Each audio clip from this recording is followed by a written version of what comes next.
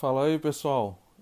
Vamos iniciar mais um vídeo da nossa formação da vida de oração, baseado no livro Caminho de Perfeição de Santa Teresa d'Ávila, Santa Teresa de Jesus. Ela, quando escreveu esse livro, por isso que ela chama de El Livreto, ela é um livro bem familiar, a linguagem bem simples, porque de fato ela estava escrevendo apenas para as monjas do mosteiro, para ensinar de fato uma vida de oração para aquelas 12 monjas. Ela não imaginava que esse livro ia se tornar, ia ter uma propagação tão grande como teve, né? E ela, muito esperta, muito inteligente, Santa Teresa deu para um frei dominicano para que ele fizesse alguns rabiscos, né, no livro, lesse, desse algumas dicas para ela, o que é que ele achava. Então, assim, ele foi riscando algumas partes. Por exemplo, no livro cita algumas partes da Bíblia. Ele, opa, isso aqui, se a Inquisição ver, você vai ser punida. Porque na época de Santa Teresa, as mulheres não podiam ler a Bíblia. Mas era só as mulheres? Não. Algumas pessoas também não poderiam ler a Bíblia, porque não tinha ainda, que hoje nós temos o catecismo da nossa igreja, que dita as regras baseadas na Bíblia, porque cada um poderia ler a Bíblia, pegar a Bíblia e interpretar do jeito que quisesse. Isso aí poderia se tornar muito perigoso. Então, nessa época, não eram todas as pessoas que poderiam ler a Bíblia.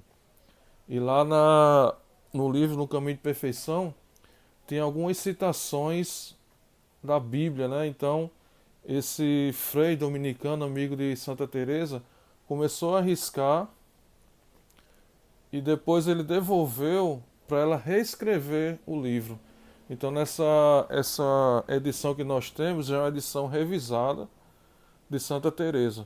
Existe um livro que ele tem os dois textos. Em cima ele tem o texto original e embaixo ele tem o texto revisado. Ele não muda muito, mas tem algumas mudanças nesse no, no livro, né? Então, assim, ela reescreveu o livro de forma, digamos, mais profissional, que ela tem escrevido mais familiar, que ela não imaginava, né, que esse livro ia tomar uma proporção como tomou. Esse livro ele tomou uma proporcionalidade dentro dos mosteiros. Quando ela fundou o primeiro mosteiro, depois foram fundando mosteiros até chegar à quantidade de 5 mosteiros. Então esse livro ele foi propagado para todos esses mosteiros. Então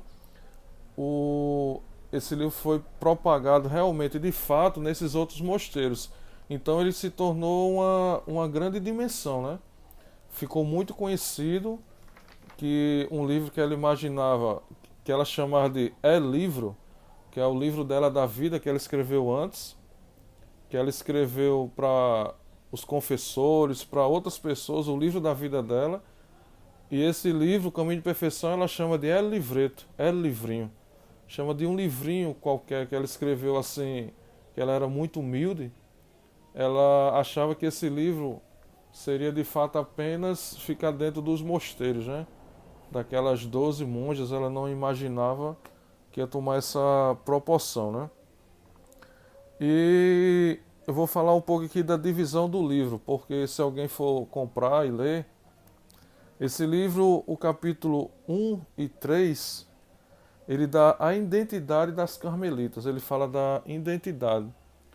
O 2, ele, como o padre Paulo Ricardo fala, ele está meio ali no meio, né? Ele fala muitas coisas importantes, mas o capítulo 2, mas de fato o 1 e o 3 ele fala da identidade das carmelitas. E depois eles falam nos outros capítulos das virtudes. Quais as virtudes para viver uma vida de oração? Lá pelo meio do livro. E depois ele fala de realmente a vida de oração nos capítulos finais, e ela também comenta sobre o Pai Nosso. Lá no final do livro ela comenta sobre o Pai Nosso. Então, o livro do capítulo 1 ao 3 é a identidade das carmelitas, depois as virtudes e depois realmente, de fato, a vida de oração, e ela comenta o Pai Nosso. É um livro assim fantástico, pessoal, como eu já falei. E quem quiser adquirir, né, não é caro, é barato.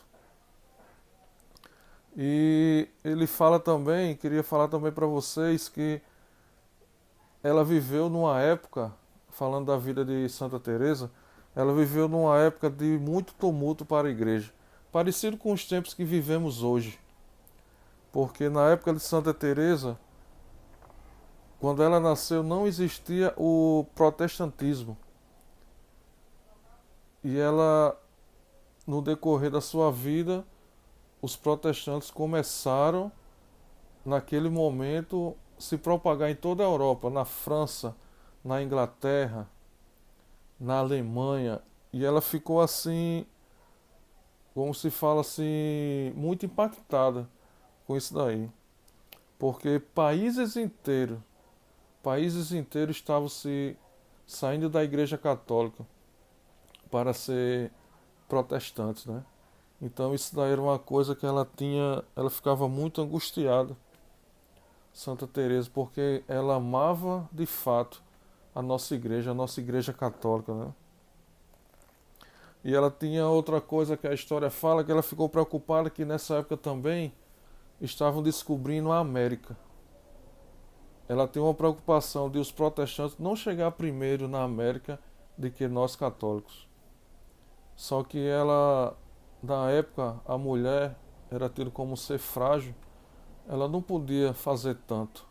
Então ela ficou muito preocupada. Ela queria vir para a América para evangelizar. Ela ficou preocupada se os europeus, se os protestantes iam chegar primeiro do que os católicos. Foi uma das grandes angústias da época de Santa Teresa, né? Ela se perguntou: como faço para ajudar a minha igreja? Quando ela faz essa pergunta, ela fala da sua humildade, da preocupação, do amor que ela tinha, que ela tinha pela igreja, né? De fato, o amor que ela tinha pela igreja, ela tinha grandes preocupações das pessoas não saírem da nossa igreja católica. E trago aqui para vocês, jovens sarados, que sigamos o exemplo de Santa Teresa. Não olhemos só os defeitos da nossa igreja.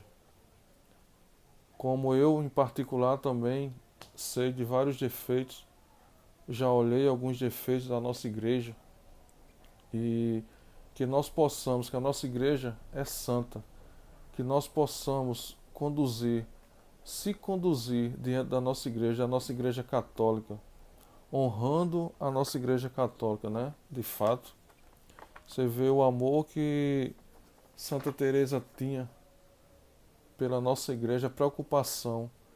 Uma monja que começou num mosteiro tão pequeno, uma cidade tão pequena na Espanha, com 3, 4 monjas, depois vieram 12, como nós vimos, né? E o que ela poderia fazer lá no Carmelo, né? Com 12 monjas, muito pobres, mas ela tinha o entusiasmo e tinha a sabedoria, a consciência que o poder de oração, a vida de oração, de fato, ela poderia ajudar sendo intercessora. E que nós possamos, como jovens sarados, poder ter a consciência que as nossas orações não é um simples passatempo. Nós podemos também, dentro do nosso quarto, fazer as nossas orações, as nossas intercessões, que Deus vai escutar. Façamos, sigamos o exemplo de Santa Teresa de amor à nossa Igreja Católica. Vocês vê toda a preocupação com o protestantismo, estava surgindo uma coisa nova. Ela ficou impactada na Europa, em toda a Europa, países inteiros se convertendo.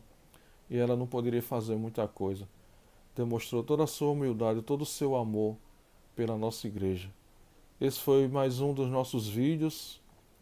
Que todo mundo fique com Deus, que Deus possa nos fortalecer a cada dia.